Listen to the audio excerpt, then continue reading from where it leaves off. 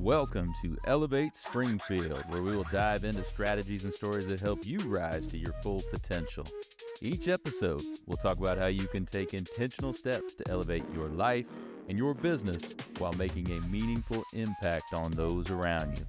Along the way, we're going to bring in the change makers from our community that are already elevating.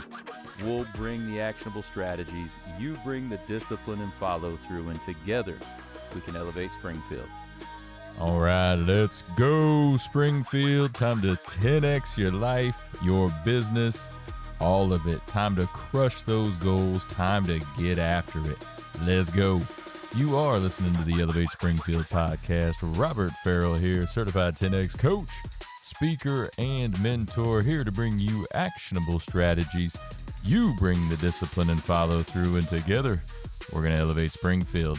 We're coming to you again from beautiful downtown Springfield in the Big Dog Construction Studio. Hey, we've got so much going on in Springfield right now. Make sure you are participating. Get out there, network with folks, be a part of the community, support local businesses, support local nonprofits, and let's go. We can all grow together. So, hey, another great episode for you today. We're going to get right to our guest after the break. Hey, Springfield, when it comes to reliable, high-quality roofing, you don't want to leave things to chance. That's why you should reach out to Acosta Angeli Roofing, your local roofing expert, serving Springfield and surrounding communities. From quick, dependable repairs to full replacement, from residential to commercial, they are your trusted pros. Call them today at 217-993-2748 or visit their website to book your free quote and inspection. Don't wait. A little leak now could lead to major damage later. Trust the local experts, protect your home, and get peace of mind with Acosta Angeli Roofing. And we are back. Joining me in the studio now, man, that's been a staple in the music community here for a while, Mr. Robert Sampson. How we doing today, How's Robert? everybody doing? Oh, I'm doing great, man. I'm doing, as my grandpa used to say, fine as frog's hair. Hey, there you go. There you go. Good to have another Robert in the studio here. Let's go. I appreciate you coming down to downtown Springfield. When we talked and you say, if your name was Robert, I said, hey, two Roberts can't be wrong. That's right. It's gonna be a good episode when you got two Roberts in the house, right? Right. So we're going to talk all about what you do here locally within the music scene and everything. But first, let's learn a little bit about Robert. Tell me about your background, man. Well, I was born and raised in East St. Louis, Illinois, and I was born 3 months premature. So, that's part of the reason why people look at me and they say, oh, why are your glasses thick? I'm visually impaired. Mm-hmm. I attended the Illinois School for the Visually Impaired over in Jacksonville, Illinois. That's how I got in this area. So, when I started going to the school when I was 7 years old when I started the school. Mm-hmm. That's when I really started getting into music. But I started playing piano when I was 3 years old. Really? So I was in foster care my entire life from the time that I was 6 months old to the time I was basically out of the system at the age of 21. And I'd been in 17 foster homes. I'd been abused a lot. I always like to give God the glory because if it wasn't for God, I wouldn't be here. Because I went through circumstances that, that would kill a lot of other people. And I still have my issues, like anybody else does, but I just feel so blessed to be able to do what I love. I started playing piano at the age of 3, and it was so interesting. I used to listen to a radio station out of East St. Louis called WESL. Okay. So every Friday night, Saturday night, Sunday, they'd have this blues and boogie hour where they would play blues stuff. And I remember I was 3 years old sitting on my bed. I can't tell you what song it was, but I heard this Boogie Woogie song on the radio, and I'm like, ooh. It was like a light switch went off. I like that. yeah, it's like a light switch went off. So I was like, okay. So I went into the living room where we had a piano, and I never touched it. I knew it made noise because my foster mother used to play a little bit. Mm-hmm. So I was like, I think I can play this thing. So I'm trying to climb up on the bench, little bitty 3-year-old Robert trying to climb up on the bench. Right. So she's always trying to get up on the bench, so she just kind of put me on the bench, kind of plopped me up on the bench, and I started playing what I heard on the radio. I started playing the bass notes, and she goes, "This boy is starting to play boogie woogie," and that's what started it all. So, Boogie was with me from the very beginning, which I guess, Boogie is a type of blues. Blues has been with me. I've been through a lot of stuff in my life. So blues has a special place in my heart.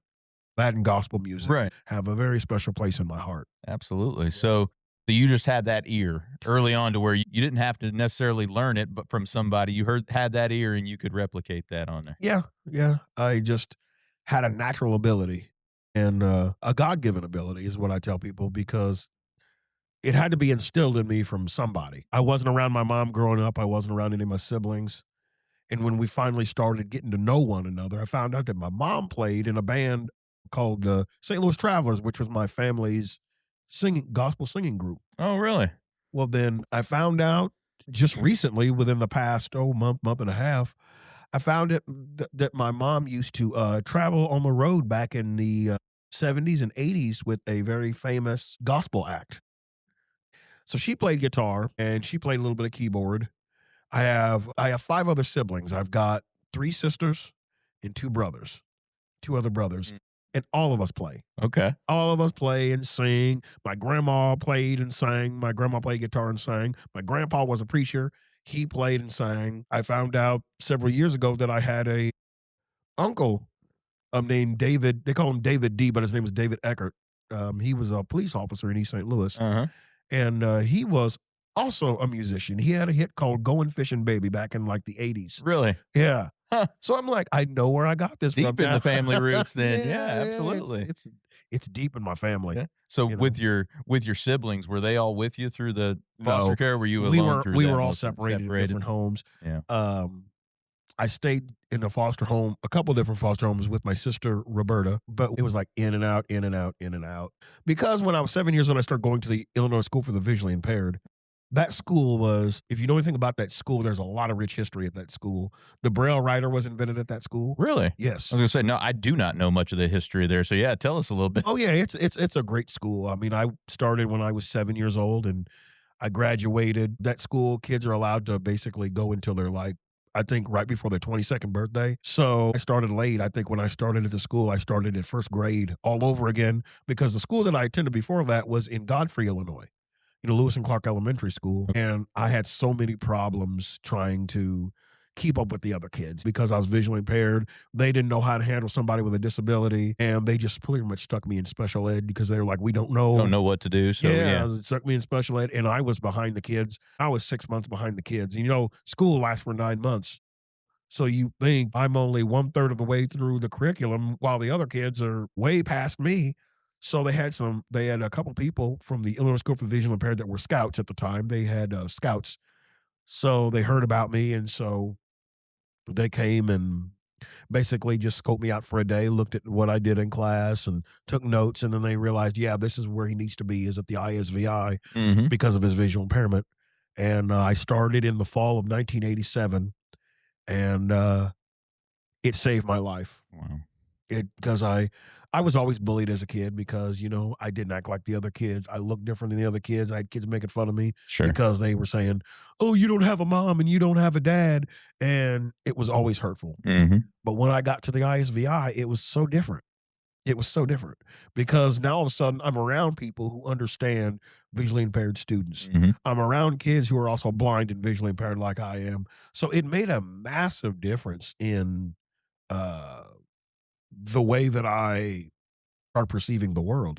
Oh, I bet. And, I always had a dream of becoming a musician. That was always my dream. I always wanted to do something with music because I felt that calling on my life from the time I struck those piano keys when I was 3 years old. I said, this is what I want to do with the rest of my life. Hard to believe that a 3-year-old would make that kind of conscious decision, but that's awesome. Yeah, but I said, I really want to play music. And I had some people being naysayers. Well, you can't play music. You can't make a living at it. Nobody makes a living at it. Right. I'm thinking to myself, let's see this B.B. King, Eric Clapton. There's a lot of them out there. John Fogerty, all these other people. I'm just like, seems like these people made a pretty nice living for themselves playing music. At a young age, I was just kind of into all sorts of kind of music. And then I really started honing in at the age of about 10 or 11. I started getting into Creedence Clearwater Revival. Oh, yeah. Oh, my goodness. Changed my life. And the reason I say that is because it got me into, Creedence did a cover of Nighttime's the Right Time, which is a Ray Charles song. Okay. it's weird how Creedence got me into Ray Charles, and Ray Sure. Charles didn't get me into Ray. Right, right. So I was like, okay. So then they also did a version of Good Golly Miss Molly, which was a Little Richard tune.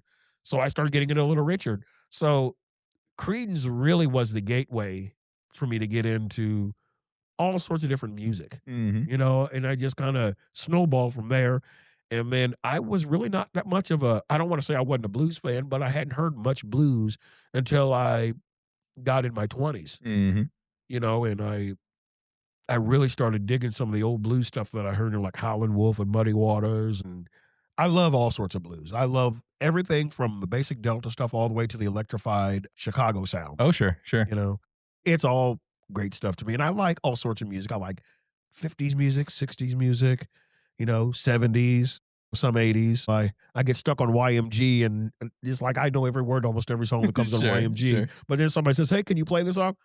I know the words, I can't play it. Even though I've listened to it for, that's my musical journey is just kind of really interesting. How I got into different genres of music and getting into different instruments. I play 16 different instruments. 16. Yes. Wow. I play a little bit of pedal steel. I'm going to say, you got to tell us some of those, because I can start naming them off that I could guess probably the top 5 or 6, but then maybe Right. the next 10 you might have to tell us. Yes. And I want to plug right quick the album that I have called They Call Me Lefty Preacher. Uh-huh. And I'll get into that, how I got that that nickname. Yeah. When I decided I wanted to record that album a few years ago, it sat on the shelf. I recorded the album. It sat on the shelf for almost 2 years before I even did anything with it. I had recorded it and didn't even master it, didn't get it mastered or anything. I had it recorded in Jacksonville, Illinois at a little private studio. And I took all my instruments with me. Like, not all of them, but a majority of them. I had my keyboard. I had an organ keyboard, a Leslie. I had 3 different guitars, my bass guitar, my banjo, my acoustic guitar. I just had all sorts of different instruments. But I play lap steel. I play a little bit of pedal steel. Not that great at it. It's kind of one of those instruments that it takes a long time just to get bad. Sure. Right.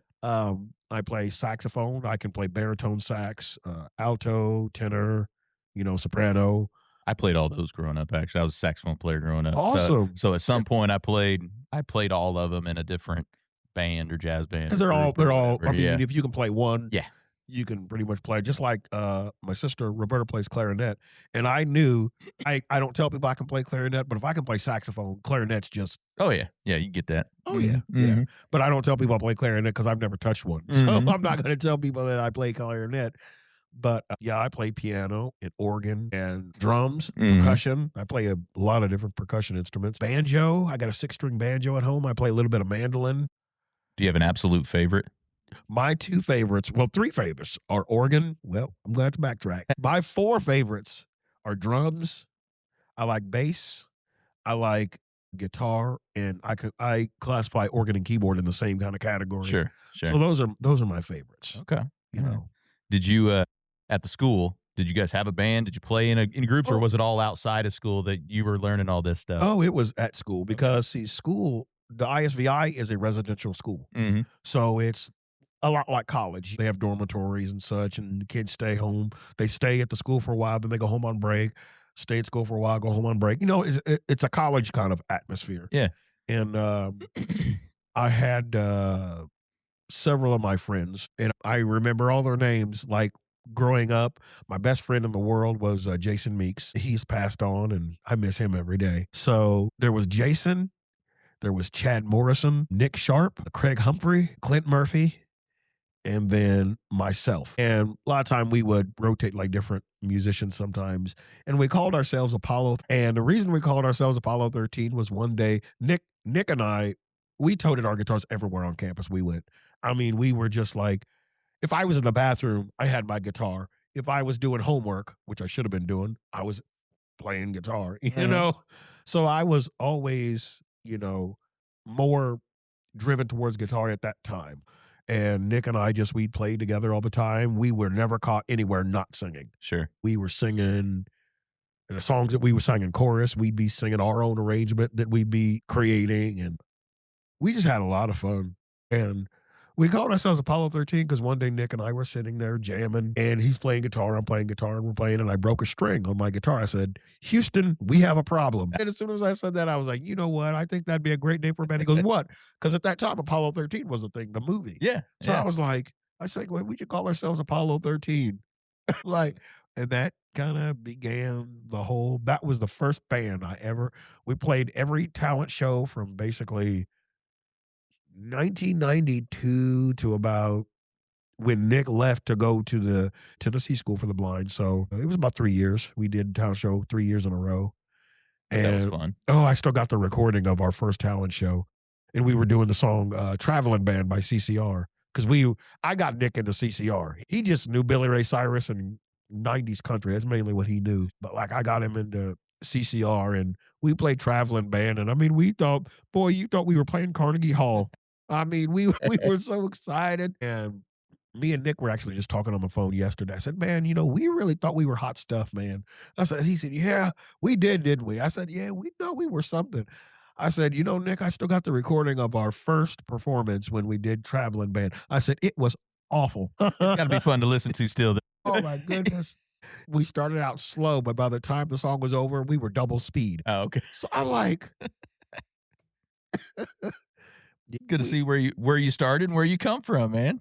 Absolutely. Yeah, we've come a long way, and he plays music. He doesn't do it for a living, but he plays music, and he lives down in Nashville. And my friend Chad, he does music every once in a while. He does stuff like in studios, does mastering and stuff. Uh-huh. And so yeah, we're all into music some way or another. And out of all of us, I'm the only one that actually pursued a music career, because before I started playing music in the early 2000s, when like 2001, I was working at a gas station as what they call the lot guy. Uh-huh. So basically I was the janitor.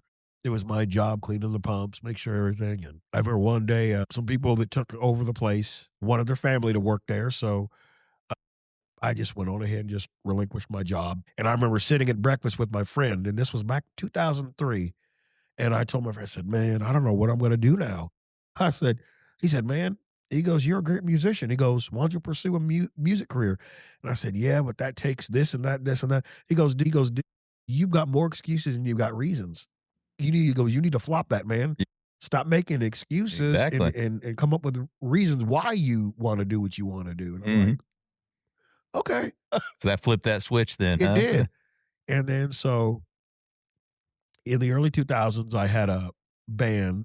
I don't call it my band. We were just a band. And we called ourselves Bootleg. We were all young. I mean, I was, 21, 22. The guys in the band were like 18 and 19, and we'd play bars, and their parents would have to come to the bar because, they were underage. But we were playing a lot of stuff that people were just raising their eyebrows because they're like, these kids are that young, and they're playing like The Doors and, of course, TCR. Yeah. And we were playing things like the Beatles, and we were playing all sorts of stuff. People are like, these kids really got something special going on. Unfortunately, it didn't last a long time. Once we broke up as a band, I just started thinking, man, what am I going to do now? So I bought myself a keyboard that has a sequencer built into it, so you can do all the different parts. I learned how to play drums on the keyboard, and I'm not talking about programming drums. I'm talking about each individual key plays a drum sound. I'm talking about learning to play drums on the keyboard. Right. So I learned how to do that, and I soon learned how to take up bass. And before too long, that's all I would do, sit at home and record this stuff and put it on a little 3.5 floppy. Did you remember those? Oh, yeah, absolutely. Oh, yeah. So what I would do was I would take the songs, and because each disc would only hold 10 songs. So I would do British Invasion stuff, and it was all like British stuff. And then I would do classic 50 stuff, and I had several discs of classic 50 stuff. And one day it just dawned upon me, I'm doing all this. Why can't I just become a one-man band? Mm-hmm. So I used to record those tracks, and then when I started going out and play, I would take the keyboard with me, and I would put the disc in the keyboard, and I'd let it play the backing track while I played guitar to it and sang.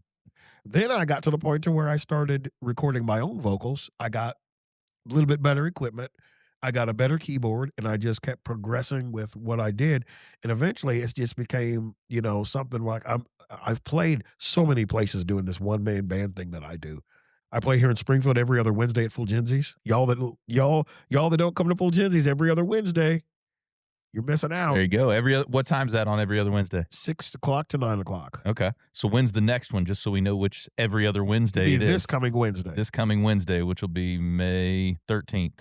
Yes. Right, May 13th. So every other Wednesday from there. Yes. Okay, cool. Gotcha. 6 o'clock to 9 o'clock. I want to give Sandy and John Fulgenzi a big shout out because it was really cool that they allowed me to come in. And another guy I want to give a big shout out to who actually got me in there was Terry Young. He's the guy that got me in there playing. And one of the guys that I really look up to is Al Kitchen, because he kind of does like the one-man band thing too. Uh-huh.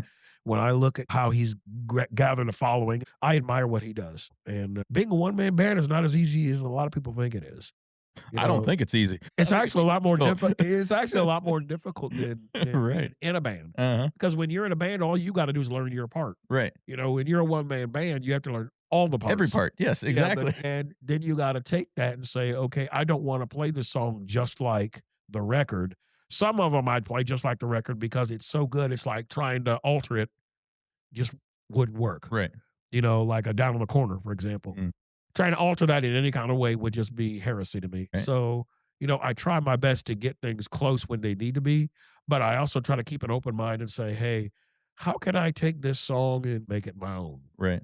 And it's that interpretation that keeps me really wanting to do what I do, being able to interpret something differently than you hear it. My mind does that in my sleep. I turn on the radio every night when I sleep, and I can hear music. When the music is playing, I can hear it in my sleep. And, I don't like bragging because I'm not a braggart, but you ever heard the expression when people go, I can do that in my sleep? Yeah. Literally, I can write music in my sleep. Wake up and man, that came through it. Yeah. Yeah, and I have to run down to the studio and write stuff down or record it. Uh-huh. And it's got to be a God thing because I just don't understand how I'm even able to do that. Like I'll hear something and the words come to me in my sleep, or the melody will come to me in my sleep, and I just go, I gotta go record this. Right. That's awesome. Yeah, it's fun. It's a lot of fun. So your career started in early 2000s and you've been doing it ever since, right? Yes. Okay, cool. So when you're out performing, like this right here, you said this is all original music. It's all from original. you. Yes, So all when original blues. Yep. So when you're out performing, do you do a blend of covers and originals, or what do you Yes. typically do? It depends on the crowd. Mm. The difficult part with being in an area like this is if you're playing all original music, you got to play to an open-minded crowd that's going to enjoy just originals. Yeah. Which is hard. It's difficult. But I find that if you play mostly covers and stick a few of your originals in there, I play also at the Route 66 Mother Road Diner, the one on South 6th. Yeah. Just down the road from Uh-huh. Yeah. here. Most of the crowd down there are older people. So I try to stick to the 50s and 60s music, which they love. Sure. And I love it too. So when I play that stuff, sometimes I'll throw some of my songs in that I've written that sound more like that 50s or 60s style. That makes sense. Yeah. And so that way it blends in, and there's nothing more gratifying than when you see somebody get up and dance to the song that you wrote. It's like, wow, they dig what I'm doing. It's a labor of love because, this is what I do for a living. This isn't just a hobby for me. Right. This is my occupation. Mm. So people, well, do you ever get tired of playing? I said, well, the time I ever get tired of playing, that's when I'm going to hang it up and call it quits. Right. I play in nursing homes. I played at so many nursing homes. I play there's a few of them I play here in Springfield. I play some in Jacksonville. And I love playing in nursing homes almost better than any other place because Really? those people are so appreciative. Uh-huh. They're I hate to put it this way, but they're a captive audience. Right.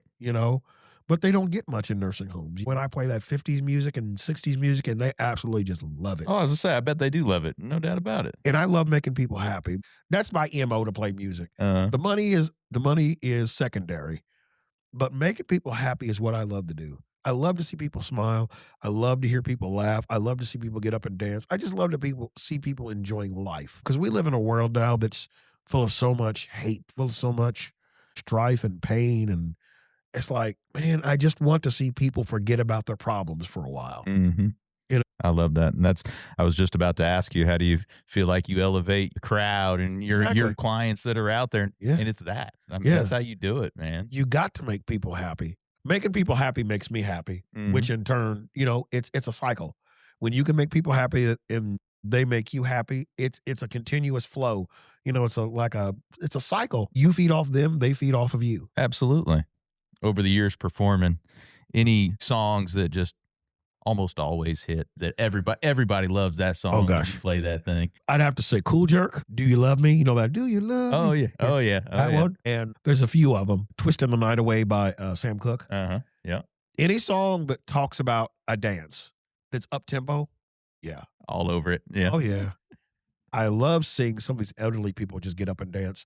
When I play at the Mother Road Diner, they will dance from first song to last song. It doesn't matter how slow it is. It doesn't matter how fast it is. They get up and dance. I'm like, wow. I hope when I get that age and I've got that much energy. Still getting after it for that long. Yep. Absolutely.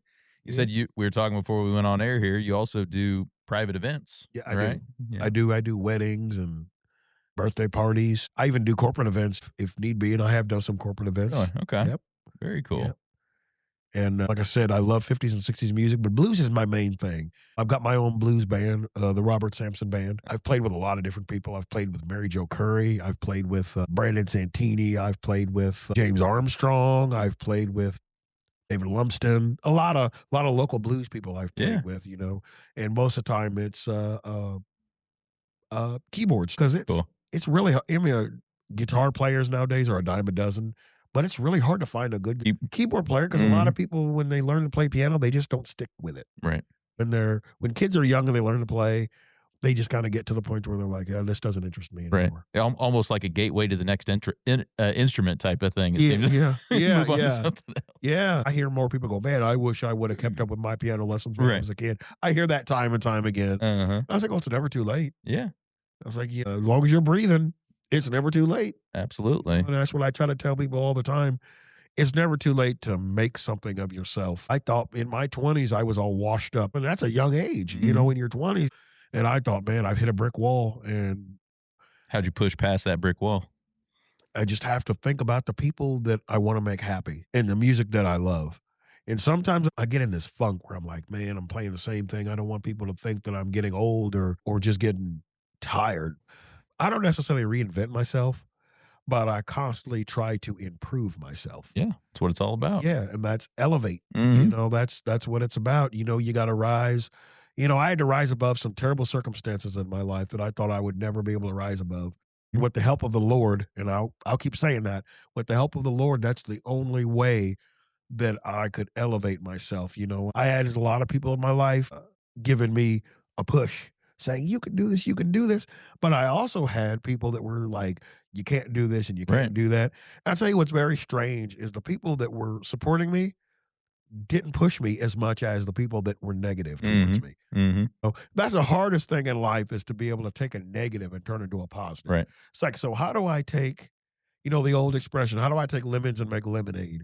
And I think to myself, prove them wrong. Right. Well, you look at athletes. Some of the greatest athletes ever had that, to where, like Tom Brady in football, best quarterback ever. He was drafted way, way late. So his whole career, he's like, I'm going to show him. I'm going to show him. Even Michael Jordan, didn't get picked for a team early on in life. I'm going to show him. And it's not that I want to show him like, oh, I want to show him how arrogant I can be. It's like, okay, if people are saying that I can't, I'm going to show them that I can take that apostrophe T and throw it out. Right, exactly. Because I can turn a can't into a can. No doubt about it. Love that. Love it. A lot of times, those naysayers, those doubters around you, can be fuel if you use it the right way. And that's the hardest thing. And that's the thing I want to tell everybody that's listening. You can always turn a negative into a positive. It just depends on what you want to do and where your brain's at. It's so easy to let things get to you and people say negative things to you, and it's so easy for it to just be interpreted as negative. But that's the thing I've tried in my life, to try to interpret things differently than a lot of people do, because I play music that's some of the music I play is twice as old as I am. I just have always been what they call an old soul. I've always liked to do things the old-fashioned way, work hard. Your dreams don't come true if you don't work for them. And, that's why somebody goes, oh, you ought to go on American Idol. You ought to go on The Voice. I said, I don't want to. I said, because I don't want instant overnight success. I want to work for what I have. And I'm not saying those people haven't worked. Those people that are on that show haven't worked for what they've got. But I'd rather plug away and work that my way up the ladder. Because the thing I learned is the quicker you go up the ladder, the farther you have to fall. And as you go along in life, evaluate your steps, Mhm. you know, and I evaluate my steps every single time I record something. I'll sit there and I'll record something. I'm like, I don't like it. And, and I'll erase it all over again. And then I'll start all over again. Do it again. And I'll erase it all over again. I mean, there's times when I've been 16 hours on a single song without a break. Wow. Yeah, I guess that's just a perfectionist in me. Dedication to your craft, man. And sometimes what I have to do is I got to step away for a minute. And that's another thing. Some people you got to sometimes, if things become overwhelming, step back and look at it from a different light. Say, if I record a song and I say, man, I'm getting tired. I can't even keep my eyes open. I'll say, let me go to bed. I'll wake up in the morning and listen to it with fresh ears, because you'll be amazed at how different things sound when you listen to it with fresh ears. You know, because sometimes you get fatigued and things just don't sound the same. Your brain's not processing things the same. Same thing in life. You know, sometimes things get to where you just got to step back and go, I got to just take a break. I got to take a break, and I got to look at things from a whole different point of view and come back to it. And then I can say, okay, maybe this decision I made here wasn't exactly the best, you know. And the crazy thing, and I love this Elevate Springfield. I love the whole Thank you. I love the whole elevate thing, because sometimes to elevate, you have to go down and then back up, and then down and then back up. It's never just like an elevator. An elevator just doesn't go up, just go up, up, up, up, up, because that's called an escalator. Yeah, a lot of times it's not linear. Yeah, you have these dips and pops. And one more note on the naysayers out there. What we talk a lot about in 10X is if you're not garnering some naysayers, if people aren't saying stuff like that, you're probably not doing enough, because people only say that when you are challenging the status quo or challenging what can be done or challenging their thought process. So if you don't have a few naysayers in your life, you're probably not quite pushing hard enough. And that's the thing nowadays, you know, is nowadays you have a lot of people that have their thoughts. They have their thoughts and what they think. And anything outside of their own thought process, they just they've built a wall. God gave me a vision one time, and this doesn't just apply to, you know, being a Christian like I am. This also applies to life. God told me that every blessing that I give you is another brick. So you can either take that and build a wall between you and me, or you can take it and pave a road to heaven. So I look at that in life. Every experience we go through, like the old song says, another brick in the wall. I mean, that's literally what that's about. That's what that song is about. You know, I feel that every situation is another brick. I can get mad and use that brick to chuck at somebody or hurt somebody, or I can take that brick and say, I want to use this to pave a path to my success. There's been times in my life where I was building up a wall, and I can't sit here and lie to you and say that, you know, sometimes I remove those bricks out of that road and start trying to build a wall again. Right. But, you know, that's when we need people to come around and ground us. But to have friends and family and people that love you, that are there, that accept you for who you are, you know, that's part of elevation, is people accepting you for who you are. All this stuff sounds philosophical, but it leads to everything in life, whether it be music, whether you're a doctor, whether it be you're a cab driver, or whatever you do in life. You know, you got to have goals. You got to have something that says, this is who I am. This is what I want to become. Because being stagnant is horrible. Right. I've been there. And having those gives you that motivation, that drive, that action, have those actionable steps to be able to pursue it. It is not easy sometimes. I mean, sometimes, like when I first moved to Jacksonville, I knew I wanted to be a musician, but the first thing that I did is I went around to bars listening to different bands. I was watching the crowd. I was taking mental notes. Hey, this song went well with these people. Okay, they like this kind of music. Okay, this song's not so hot. So I was looking at the strengths and the weaknesses of, like, a lot of people. And I wasn't judging them at all, but I was just like, I was taking notes so I could say, okay, this is where I have to start. I have to study first. I can't just jump into it with both feet and expect it to work. You got to study. You know, like I said, I play different styles of music. I study different styles, like blues. I have studied blues. I've studied gospel music. I've studied all sorts of things, you know, because I'm involved with the Illinois Central Blues Club. Oh, okay. You've heard of them, right? Yeah. I do what's called the Blues in the Schools program. We usually do it in February, but I teach kids about blues music. I teach kids about where blues got started, what started it. That's cool. The different elements of blues.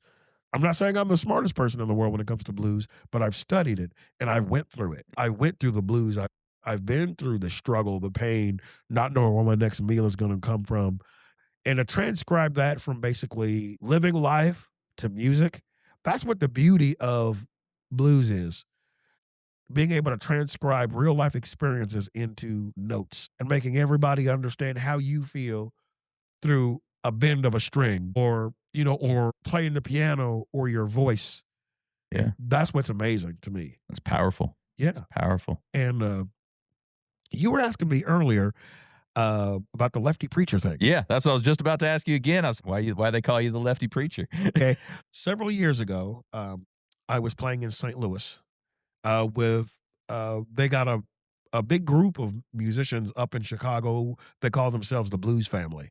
So these guys are guys that have played with like very famous people. We're talking Muddy Waters. I'd hate to refer to people as B or C listers, but they're basically guys that have played with a lot of famous people. So they got their little group. And one year when I went to the International Blues Challenge down in Memphis, I was representing the Illinois Central Blues Club. I met this guy from Australia, and he was friends with. It took a guy from Australia for me to make friends with people that are in my own state. Right. So his name is Jay. He calls himself Jay Moon. Moondog is what he calls himself. Okay. So we met down at the Gibson Guitar Factory in Memphis, and we were just playing together, and we kept in contact. He comes over to America during the summer because when it's summer over here, it's winter over in Australia. It's winter. Yeah. So he comes over here during our summer, and he's friends with all these guys. He goes, "Hey, man, I know that you live in Jacksonville, Illinois. That's only about 2 hours away from St. Louis. Would you be willing to come down?" He goes, "Because I'm going to be staying with some guys up in Chicago. We're coming down to St. Louis to do like a 3-day thing. Would you be willing to come down to St. Louis and play?" And I said, "What do you guys need me to play?" They said, "Oh, guitar, keys, whatever you feel like you want to play." I said, "Okay." So that's when I went down there and I played with these guys. I met Ed Nisi. He's played for a lot of people. I eventually met a guy by the name of Robert Strozier, who is a famous blues bassist that's played for a lot of famous people. And I call him Pops. And he's a really good friend of mine. And so a lot of these people, when I met them and I started playing, we were playing at a gig one day. I think we were down at the Oyster Bar down in St. Louis. We were playing, and I'm sitting there just jamming on my guitar. So I play left-handed. Okay. So I'm trying to explain this so it doesn't get confusing because it confuses me sometimes. I got to stop and say, okay, how do I do this? I play left-handed on a right-handed guitar. But if you look at the way that a right-handed guitar is strung, if you're looking right at the guitar from left to right, your low string will be left, and as you go from left to right, your strings get smaller. So if a person's playing right-handed, they're playing like this. Well, I play left-handed, so I strum with this hand, so that the hand you strum with is the hand that they classify your playing as. Okay, gotcha. So I would think they would be the hand that you fretted with, that they would consider, your whatever hand you are. But I would think so whatever too. hand that you're using the pick or strumming the strings with. So I play left-handed on a right-handed guitar, strung backwards and upside down, sort of like Jimi Hendrix did. Jimi Hendrix would flip his strings around proper for a left-handed person. My strings are still strung right-handed. So basically I just take a right-handed guitar and I just flip it over. And then I play in open tuning. So if you were to play, say, an E chord in the first position, that's the way I tune my guitar. So not only is it upside down and backwards, but the tuning is completely different. So it's just it's a very odd. They tried to give me guitar lessons back when I was a kid in my teens. And I remember the guitar teacher going, "I can't teach him anything. I don't know." So what he would do was he would come and he would just basically play something, and I basically just play it back to him in my tuning. And that's the only way that I was able to really do anything. And I eventually just had to learn all the guitar licks and how to play all that stuff just literally by trial and error. Because I at the time when I was growing up, there's no such thing as YouTube. Right. They didn't have any Mel Bay books that taught people how to play, that way. So basically, I was in uncharted waters. I was like, man, how am I gonna, but I never second guessed myself. I said, I'll learn how to do it. All right. And I sit down for hours and hours upon hours and learn how to, do things. And it was very interesting. Getting back to what I was saying about the lefty preacher thing. So I'm playing and I'm doing a solo. And I heard a guy in the front row. It was like a patio, and the guy in the front row was like, "That guy's playing left-handed on a right-handed guitar." And he goes, "Go on ahead, lefty, play it, lefty, play it, lefty." Uh, So then we started doing I think it was Stormy Monday Blues, and I was singing, and man, I really started belting it out. And I started sounding like and the way I was belting it out sounded like a Southern Baptist okay, preacher. getting into that preacher mode. So that's when the dude was like, "Go on ahead, lefty preacher." And I'm like, I'm going to use I that. like the sound of that. Yeah. That's cool. And that's where the whole lefty preacher thing came from. Okay. All right. Yep. That's awesome. Well, tell me about the vibe of this here. So, Robert Sampson, They Call Me Lefty Preacher. You got all your songs on the back here. Just tell me about the vibe of the album here. Okay, so when I recorded that album, the idea was to take people on a trip. The idea was to take people on a trip to hear different styles of blues. We start with Bad Case of the Blues. Okay, so that's a very basic blues tune. It's very, just acoustic guitar and like a little bit of bass in the background. But what we did was we took a piece of plywood, and we mic'd a piece of plywood, and I was stomping on the plywood, and that's the sound that you hear in the Oh, background. really? That sounds like a bass drum. We mic'd a piece of plywood to make it sound like somebody sitting on a front porch, like down in the South. That's interesting. So yeah, it was designed to sound very basic, very Delta blues sounding. Okay. Then we got When Grandpa Sang the Blues. Okay, When Grandpa Sang the Blues, that one is a little more involved. That one's got some resonator guitar in it and stuff like that. And it's a true story about how I got into blues music listening to my grandpa. He used to sit on the porch when he lived in East St. Louis. He'd sit on the porch and he'd play guitar, and you'd see people from the neighborhood just come and flock to the front porch, and they'd sit on the lawn and listen to him play. And my grandma would just be sitting there right beside him and stomping her foot, And that song is a true story about how I got into the blues, because Okay. my grandpa So cool. was a preacher and played blues. Right. All right. So then we got Roll My Sorrows Away. All right, that's a great one. It's a little more involved. Like there's drums and bass, and it talks about, in my life, there's been days that I woke up and I just felt like I felt the blues deep, and I'd wake up and I'd grab my guitar and I'd just start playing, and it just ease my mood.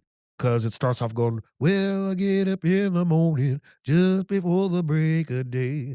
Well, I get up in the morning just before the break of day. Nice. Well, I play my blues and roll my sorrows away." Love it. That's basically awesome. what it talks That's about, cool. is getting up, playing, rolling your sorrows away. Okay. We got Walk Out the Blues. Oh, yeah, Walk Out the Blues is a fun one. Just a funky little number. Uh-huh. It talks about when you're feeling blue, getting up and just walking. Sometimes you just got to walk out your problems. You just got to get up and just, one line in the song, it says, "I got to walk out these blues because I won't let them be the death of me." Saying I got to get up and do something. Yeah, I got to get moving. Exactly. Yep. Land of Milk and Honey. Land of Milk and Honey is a song that I wrote that talks about basically my faith and how I believe in going to heaven. Mhm. Because in the Bible it talks about that God gave the Israelites, his chosen people, a land flowing with milk and honey, and that's what it's talking about. It's talking about how one day I'll be in heaven with my mom. One day I won't have any troubles. I won't have any troubles no more. I'll be in the land of milk and honey on God's golden shore. Part of the line kind of came from the end part of the song they did in "Oh Brother, Where Art Thou?" Do you remember that song? "Man of Constant Sorrow." So one of the last lines they said is they talked about God's golden shore, and that's where I got that particular piece of lyric from. Very cool. Then Mind Your Own Business, and then and You Take Care of You. This song is fun. This song is a New Orleans-based song. So as you can tell, as we're talking about the songs, they're kind of progressing, kind of moving. It's a little bit sometimes west, sometimes sometimes north. But Mind Your Own Business, that song I do out live because it makes a lot of people laugh. It basically talks about people that won't mind their business. Won't mind their own business. Yes. Right. And if you don't mind, do you mind if I quote you some lyrics from the song? Oh, go for it. So the first verse says, "I used to know this woman in everybody's affair. She'd tell you all about it and she wouldn't care. She walked 6 blocks just to gossip and talk. There's something she's got to do. I said, mind your own business and you take care of you. And then the chorus goes, mind your own business, you take care of you. You're going to find out these words I say are true. You got to quit your squawking. You got to quit your talking, telling everybody's news. Mind your own business and you take care of you. Come on. Get it.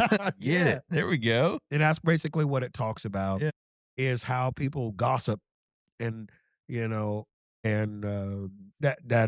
started because I used to live in an apartment building, and people, if they got whiff of anything, it would just turn into like a gossip fest. Big gossip fire going everywhere. Oh my gosh.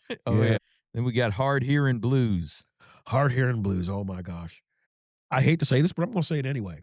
So one day I came home and I had some groceries in the vehicle, and I come up and I called to my wife. My wife since passed, but I called her. I said, hey, I got some groceries. Can you help me bring them in the house? No answer. I'm like, honey? Went upstairs, went downstairs. I couldn't find her. She was in the backyard sitting in the lawn chair, smoking a cigarette, talking to one of her friends on the phone. Mm-hmm. So I was like, I looked at her, I said, you know what? You're giving me a case of the hard hearing blues. And that's where turned it into a song. All right. It talks about basically how the person in the song, from the point of view, is trying to have a relationship with a person, but they can't have a relationship with that person because they talk about how they just won't hear, they won't understand, they don't comprehend. Story of the Blues. Story of the Blues is a fun song. It starts off with a very basic old sound, because the idea that I had was, what if we start this song with just Wade in the Water, because that's a public domain song, because it's an old Negro spiritual.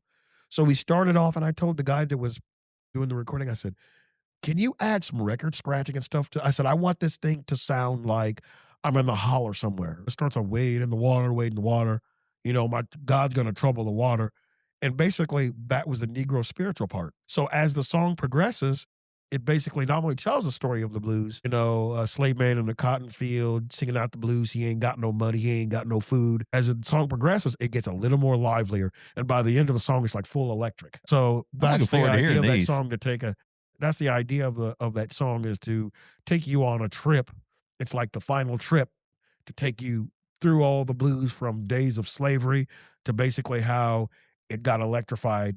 So really it goes from about 1865 to about 1965. Okay. That 100-year stretch was of the evolution of blues music. Very cool. Then you got the title track, They Call Me Lefty Preacher. Yep. And basically that just talks about tells the story of it. Yeah, it kind of tells the story, but it also, it says, they call me Lefty Preacher. I was born to sing the blues. They call me Lefty Preacher. I was born to sing the blues. It just talks about I was born with a guitar in my left hand. My mama said, son, one day you're going to be a big bad blues man. Okay. It just talks about my journey, playing blues music. It says I can play something soft and sweet or something to make you move your feet. Talks about, the different blues stuff. And then we finish out with Born with the Blues. That is one of the most sentimental songs to me. It's one of those songs where there's music, but I also speak in the song, and it talks about my struggles being in foster care, being sexually abused as a child, being beaten, a lot of it goes back to that particular stuff that I dealt with in life. Sure. Yeah. Wow. And it's one of those songs when I've played it, because I've been involved in the Blues Challenge in Memphis. I think I went there and represented the Illinois Central Blues Club like 8 or 9 different times. And in those 8 or 9 times that I represented, do you know anything about the Blues Challenge? Well, I heard about Timo, I think, told me. Timo told me about it, but I don't know a whole lot about it. Timo is a member in my band. Like my blues band, I got a group of people that play in my band, and we just kind of rotate. And he's one of the guitar players. Okay, awesome. Love it. We talked about it a little bit, but other than that, I don't know a lot about it. So the Blues Challenge is the world's largest blues festival. So it's a competition they do every year down in Memphis, and you basically just compete. And the last day of the thing is a Saturday, and which is when they have the finals. I'm a 4-time world finalist in that competition. That's awesome. Me and another guy are the only ones that have ever been finalists in that competition 4 times. Wow. Congrats on that. Thank you. So cool. It's something I don't really talk about a lot because I don't like sounding like a braggart. That's an amazing accomplishment, though. But I'm very proud of it because, it's It's something that, only other one person I believe has done. Me and this other guy are the only ones in the entire world that have done it. That's amazing. And yeah, but I remember singing this song in the Blues Challenge because I did all original material. Mm-hmm. And I remember when I sang the song, what really got me more than anything else is a guy come up to me who was one of the judges, and he had tears in his eyes, and he was crying, and he hugged me. He said, "I've never had a blues song make me cry." Wow. He goes, "I've never had something move me so much as that song that Born with the Blues." He's like, "Man, that is just a powerful, powerful song." Wow. I'm looking forward to hearing it. Yeah. I want to hear it. So, well, Robert, so much great stuff today, man. I Yes. loved hearing your story. I appreciate the time, man. I really appreciate you giving me the opportunity to tell folks what I do. And Yeah, we might have to have you in again. We'll do a little live performance right here on Elevate I Springfield. would love Kind of like to do Timo he did one of his songs on the show here. So we might have to have you back. By the and way, do something Timo, like that. you're doing great stuff, my friend. Keep doing what you do, man. You're doing great stuff, and Yes, indeed. and one thing I want to say before we get off the air is we musicians here in Central Illinois need to support one another. It's very important that, we show up to each other's gigs, that we, just like, you say Elevate Springfield. That's how we elevate each other. Yeah. It means a lot when you see your friends and your musical, friends come to your gig and support you. This is not a competition, folks. It's about bringing music to the masses. It's about expressing yourself. And that's why, I'm not down on any kind of music. There's other music I prefer more than other music. Mm-hmm. But music is one of the great art forms. It's one of the last great art forms we have left. Yeah. And that's why I'm saying people need to be creating more music instead of using AI to create the music for them. Music is so important. And I'm saying AI is good. It's a good tool. Mm-hmm. I use it once in a while just to give me some ideas about different structures. Sure. Yeah. But I have never released anything that was AI based. And I'm not going to be down on somebody if they do use AI, but I'm saying if any way possible, it's a lot like when they talk about buy local, same kind of thing. Yeah. Same kind of thing. Support live musicians, support whatever genre you like, support that genre, support the blues, support classic country, support whatever it is that you like, and continue to help these people grow, because that's important. No doubt about it. And come out and see Robert over at Full Gensies. So yep, this Wednesday. There you go. Well, let's close out with these last couple of things, just like I always like to do. Let's give the audience a piece of advice, one on the professional side and one on the personal side, to help them elevate their life or business. On the professional side, I say keep growing. Don't let yourself become stagnant. Don't let yourself become, one-dimensional. Continue to improve yourself. And I would say on the personal side, the exact same thing, because it's not just a personal thing, it's professionally, because let's face it, personally affects professionally. So you have to make sure that you keep yourself level-headed and keep bringing joy to people. Just keep bringing joy to people. If there's anything I can say more than anything else, just keep bringing joy into people's life. And this is the reason I say bring joy. Happiness is what we call temporal, which means it only lasts for a while. Joy is within the soul. Nobody can take your joy. People can affect your happiness, but nobody can steal your joy. And I say, don't let anybody steal your joy, no matter who it is. And then continue to live the best life that you can live. Come on. And is there anything we could do community-wide to help all of us here elevate Springfield and all the surrounding communities? Help each other. That is the biggest thing. Don't look down upon somebody just because they may be homeless or they may not have what you have. If you've been blessed with a lot, give a little bit from what you have. Because if you've been blessed with a lot, there's a song we sing in my church, because I forgot to mention that I'm also a music minister at my church. Oh, nice. All right. Very cool. Spirit of Faith Church. So we sing this song when we get ready to do the offering. It's a song called You Can't Beat God's Giving. And it talks about, that you can't beat, what God gives you, because you can't outgive God. And when God gives you something, he expects you to take a little bit of what you give and give it to other people. Like I said, remember earlier when I was talking about the cycle thing? It's all about a cycle. We give, God gives to us, we give to the world gives back to us, we give back to God. There you go. Well, Robert, man, I had a great time hearing your story, man. Well, thank you so much for having me. It's nice to have another Robert to That's talk right. to. That's right. So if somebody wants to learn more about you, maybe maybe pick up one of these guys or Yeah, I anything, have where it do with they me. go? You can also look me up on Facebook under Robert Lefty Preacher. You can look that up. Look me up on my personal page. I have a page called Music Man Entertainment. It's called Robert Sampson's Music Man Entertainment. If you look that up on Facebook, that's where I usually put my schedule. And you can always get a hold of me at YamahaKeyboardMan@gmail.com. I chose the short email. Right. There you go. So if you guys want to get a hold of me, I'm always free for bookings. I also hire myself out to play with bands too. If there's like somebody needs like a keyboard player or a guitarist, can't promise you I'm going to be what's right for your genre of music. But if the fit works well, hey, I'd be glad to help anybody out the best I can. And I want to thank you for having me, man. Absolutely. It's When been I great. reached out to you, I just felt the warmth, man. I was like, man, that's awesome.